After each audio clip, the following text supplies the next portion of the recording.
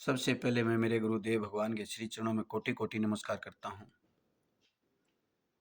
मेरे भारतवर्ष के सभी मित्रों को, मेरे साथियों को हृदय से नमस्कार करना चाहता हूँ। मित्रों, इस वीडियो के माध्यम से मैं पूरे भारतवर्ष के मेरे नौजवान मित्रों को, मेरे साथियों को और भारत के सशक्त, शक्तिशाली और देशभक्त हमारे प्रिय प्रधानमंत्री नरेंद्र भाई मोदी जी को मैं संदेश देना चाहता हूँ। हरियाणा के मुख्यमंत्री नायब सिंह सैनी जी को भी मैं संदेश देना चाहता हूँ कि इस भारतवर्ष के अंदर जो विदेशी केमिकल, जो ये दवाइयाँ हैं, ये हमारे देश को बर्बाद करने लग रही है। मैं पिछले 12 साल से हरियाणा के अंदर जींद जिला उचाने के अंदर नवदीप प्राकृतिक चिकित्सा धाम चला रहा हूँ। पिछले 12 साल से मेरा अनुभव है कि इतने मरीज आए मेरे पास, कैंसर के भी मरीज आए, थायराइड के भी मरीज आए, मोटापे के भी मरीज आए, बच्चादानी की रसोली के भी मरीज आए, बार बार बच्चा मिसकैरेज होता है इस तरह के भी मरीज आए, किन्हीं के बच्चे नहीं होते इस तरह के भी मरीज आए, काफ़ी बच्चे हुए हैं। घुटनों के दर्द के आए, डिस्क प्रॉब्लम के आए, माइग्रेन के आए, जितने भी रोग हैं, एक भी ऐसा रोग नहीं जिसके मरीज हमारे पास नहीं आए और यहाँ से ठीक होकर नहीं गए हों। सारे के सारे मरीज हमें बगैर दवाई, सिर्फ मात्र प्राकृतिक चिकित्सा से ही ठीक किए हैं। मैं भारतवर्ष के हर एक इंसान को ये बताना चाहता हूँ कि रोगों को लड़ने की अक्षमता, शक्ति परमात्मा ने हमारे अंदर बिठा रखी है, जीवनी ऊर्जा। जब वो जीवनी ऊर्जा कमज़ोर हो जाती है, बाहर से कोई वायरस या बाहर से कोई ऐसा प्रकोप आता है जिसकी वजह से ये कमज़ोर हो जाती है वो, और हमारे शरीर में कोई रोग आ जाता है, उसको लड़ने की अक्षमता जो है वो हमारे शरीर के अंदर ही है। हमारे वेद शास्त्रों में, गीता में भी है, आयुर्वेद के सभी वेदों में, आयुर्वेद के सभी शास्त्रों में भी है, हमारे वेदों में भी इसका बखान है।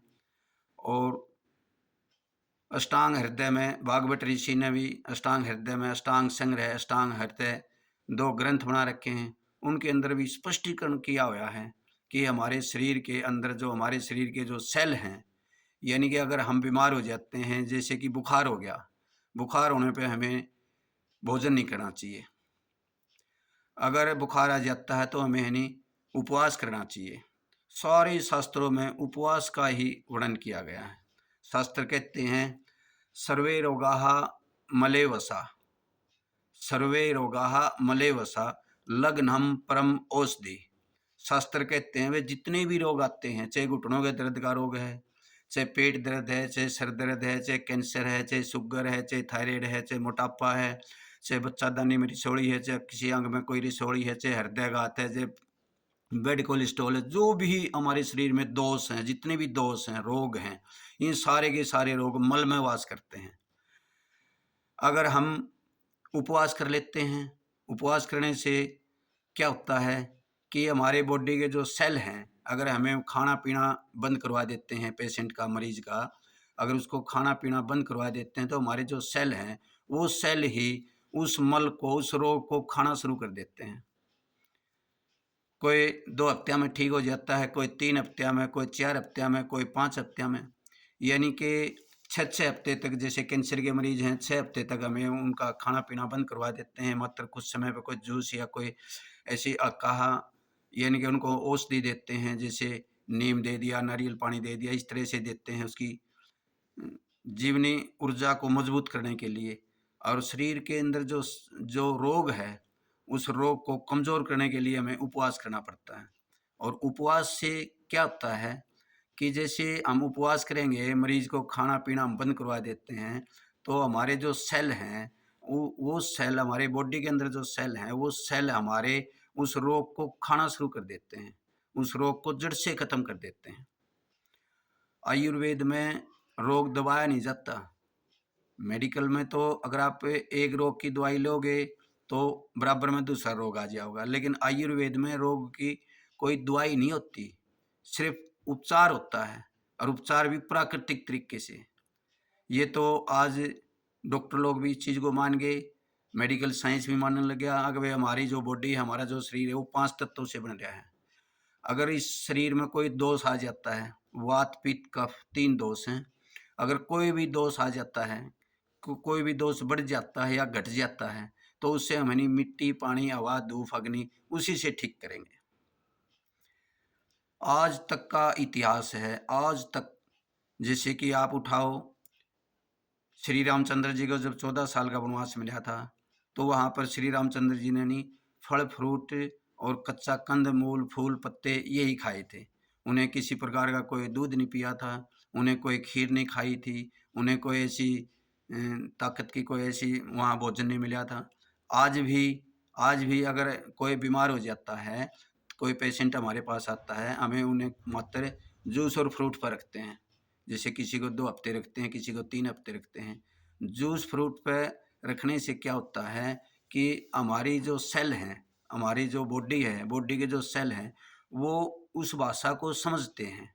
जो प्राकृतिक भोजन है, प्राकृतिक भोजन होता है कच्चा, जैसे खीरा है, प्याज है, टमाटर है, मटर है, पालक है, पत्ता गोभी है, जितने भी वृक्ष हैं उनके कच्चे पत्ते हैं, वही हमारा भोजन होता है। मानव का भोजन वही है। मानव ने जब जन्म लिया तो उसकी माँ की दूध में दूध आया, उसने 1 साल 2 साल दूध पिया, उसके बाद फिर उसके दांत आ गए, दांत आने के बाद उसने कंद मूल फूल पत्ते उस पर ही रहना सीखा था। ये हमारा पुराना इतिहास है। अगर आज हम देखें तो हम मानव ही एक ऐसा है जो हर जीव का भोजन खाने लग रहा है। पशुओं से आने वाला जैसे मांस है, अंडा है, दूध पीते हैं बड़े जोर से हम। दूध पीने वाला आदमी ही बीमार ज़्यादा होता है। जो दूध पीवेगा, घी खावेगा, वही बीमार होता है, क्योंकि हमारे बॉडी के अंदर 2 आंत हैं, एक बड़ी आंत, एक छोटी आंत। और पशुओं का दूध अगर हम पिएंगे तो उस दूध को पचाने की जो शक्ति है, पचाने की जो आंत है, वो हमारे पास नहीं है।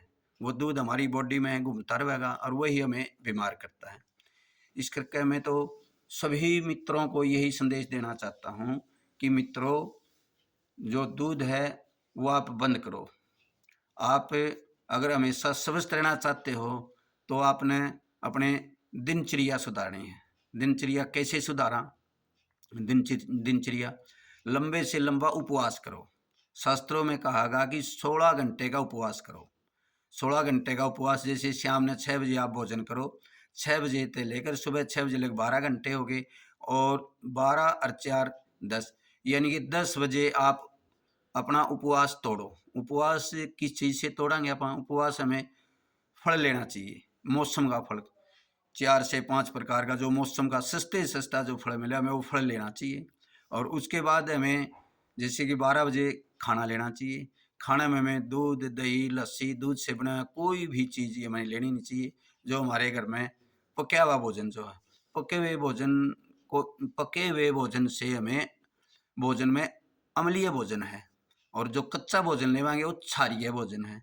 अगर हम क्षारीय भोजन 80% लेवांगे, पका भोजन 20% लेवांगे, तो इस प्रकार से अगर हम भोजन करेंगे तो हम कभी भी बीमार नहीं होंगे। अगर हमारे शरीर में कोई भी रोग आ ही गया है, आप इस ढंग से भोजन करके देखो, लंबे समय तक, कोई 3 महीने 4 महीने आप ये करके देखो। 3 महीने के लिए दूध छोड़ के देखो, 3 महीने आप फ्रूट खा के देखो, कच्चा खा के देखो, 3 महीने आपके शरीर में किसी भी प्रकार का कोई भी रोग है, सब के सब रोग आपके यानी खत्म हो जाएंगे। कोई भी रोग यानी कि आपको सताव नहींगा। मेरी पूरे भारतवर्ष से यही संदेश है कि अब वो समय आ गया है, आप जागो, इन दवाइयों के गुलाम ना हो, दवाई खा खा के बीमार ना हो। पूरे भारतवर्ष को मैं तो यही संदेश देना चाहता हूँ कि भारत के प्रधानमंत्री ने भी इस भारत के नागरिकों के बारे में सोचना चाहिए कि भारत का आयुर्वेद विश्व गुरु हो लिया, विश्व गुरु, भारत का आयुर्वेद विश्व गुरु हो लिया। भारत के प्रधानमंत्री ने और हमारे हरियाणा के मुख्यमंत्री श्री नायब सिंह सैनी ने 6ठी क्लास से ही आयुर्वेद को लागू करना चाहिए, पढ़ाना चाहिए। मैं इस क्रांति को लाना चाहता हूँ, मैं इस देश की सेवा करना चाहता हूँ। मैं छठी क्लास में, 7वीं में, 8वीं में, यानी कि छठी क्लास से लेकर 10वीं 12वीं तक और कॉलेज में मैं जाने के लिए तैयार हूँ।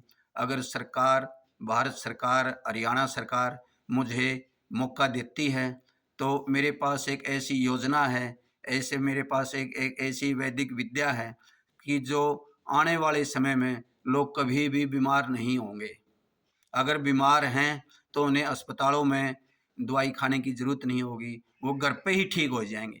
मेरे पास एक ऐसी वैदिक विद्या है, मैं ऐसी वैदिक विद्या जानता हूँ, यहाँ पर जितने भी मरीज़ आते हैं, मैं वो वैदिक विद्या सब सभी मरीज़ों पर लागू करता हूँ वही, और मैं ये चाहता हूँ कि वो वैदिक विद्या घर-घर तक लागू हो।